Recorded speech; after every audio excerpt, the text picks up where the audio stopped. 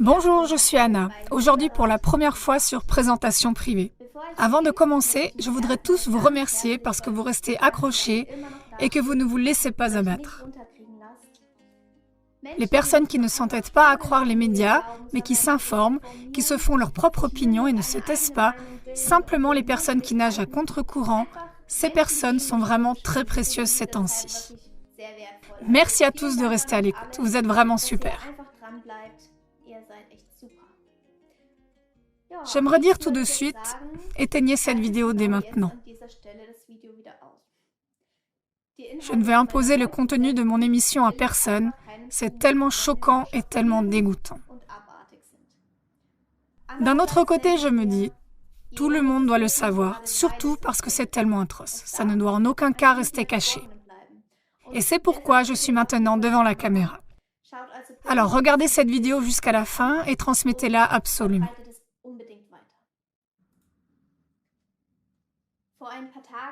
Il y a quelques jours, je suis tombée sur une vidéo en anglais qui m'a vraiment choquée, intitulée « The King of Vaccines », en français « Le roi des vaccins ». Ici, vous voyez le docteur Stanley Plotkin, un médecin américain et développeur de vaccins. Il a travaillé par exemple au développement de vaccins contre la rubéole, le rotavirus et la rage.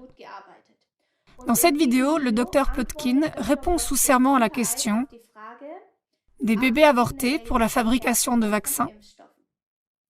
Parce qu'il faut savoir qu'on a besoin de cellules vivantes pour fabriquer certains vaccins. Il peut s'agir de cellules de poulet, de singes ou même d'humains. Je pense qu'il est préférable que je le laisse parler lui-même. Regardons ça ensemble.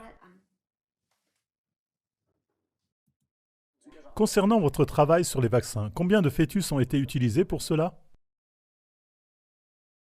Mon propre travail? 2. Je vais vous dire ce qui est marqué comme preuve numéro 41.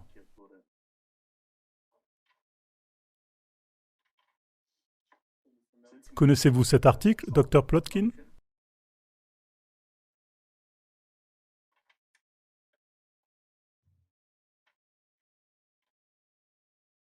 Oui.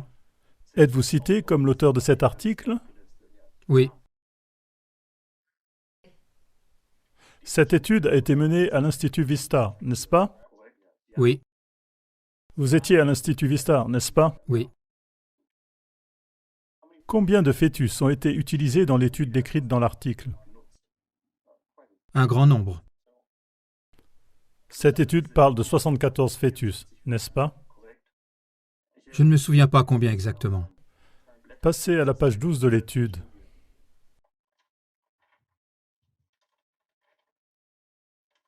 Eh bien, 76. 76. Et ces fœtus étaient tous âgés de 3 mois et plus lorsqu'ils ont été avortés, correct? Oui.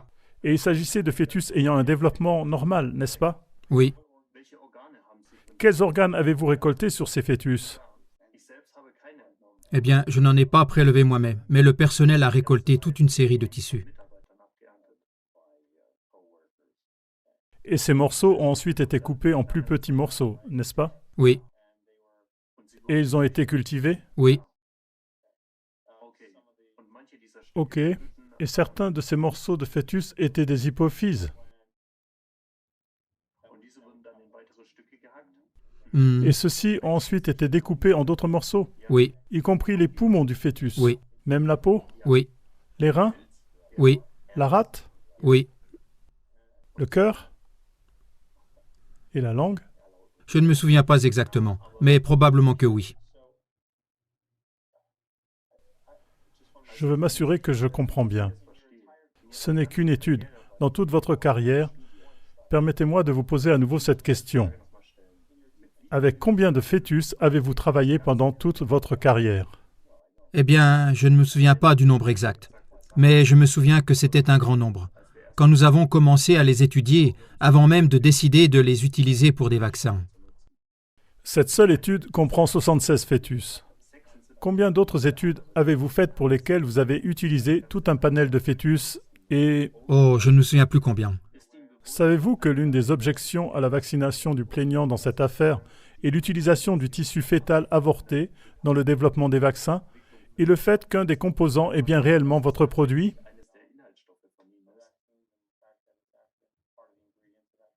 Oui, je suis conscient de ces objections.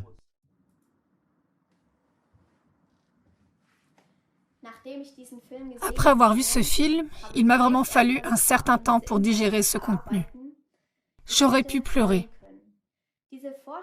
L'idée que des petits êtres humains soient mis en pièces et utilisés pour fabriquer certains vaccins, c'est tout simplement horrible à mon avis. C'est inhumain, même si ces êtres sont encore si petits. Cela m'a tellement touchée que je voulais savoir comment ça se passe actuellement. J'ai donc pris le temps de faire quelques recherches.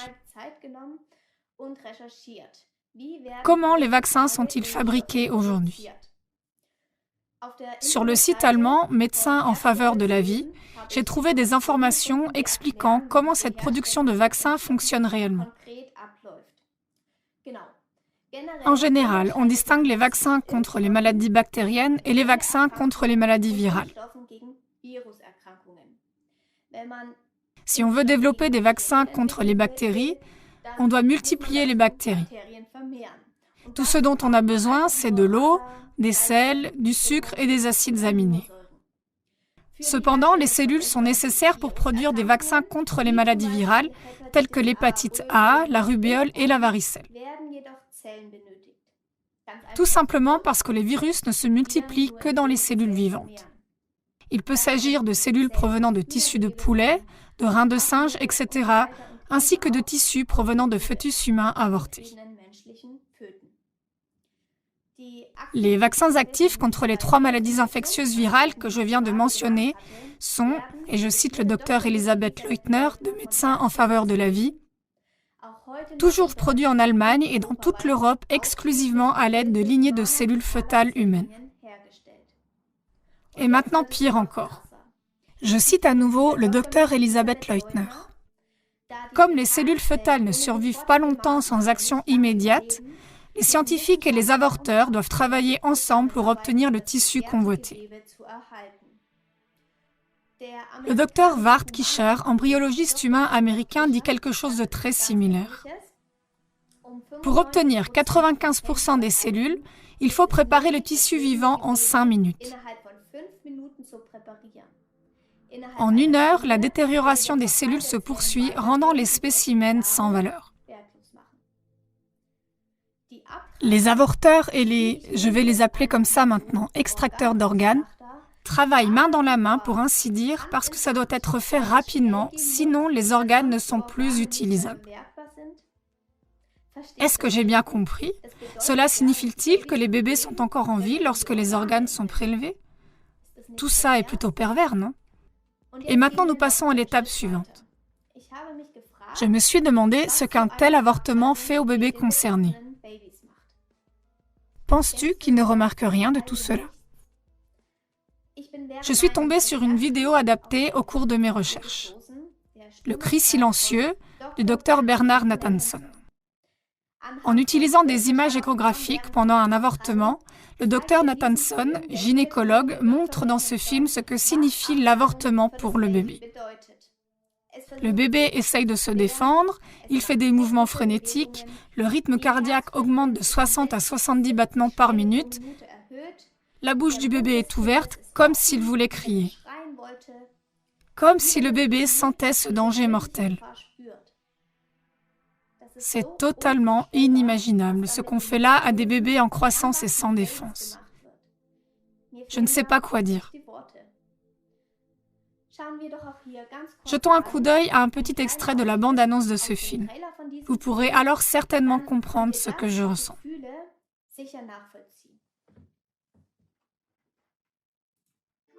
Maintenant, le cœur bat beaucoup plus vite et les mouvements de l'enfant deviennent frénétiques. Il a le sentiment que sa sécurité est menacée. Il s'éloigne sur le côté gauche de l'utérus. Dans une tentative désespérée d'échapper aux instruments impitoyables que l'avorteur utilise pour détruire sa vie.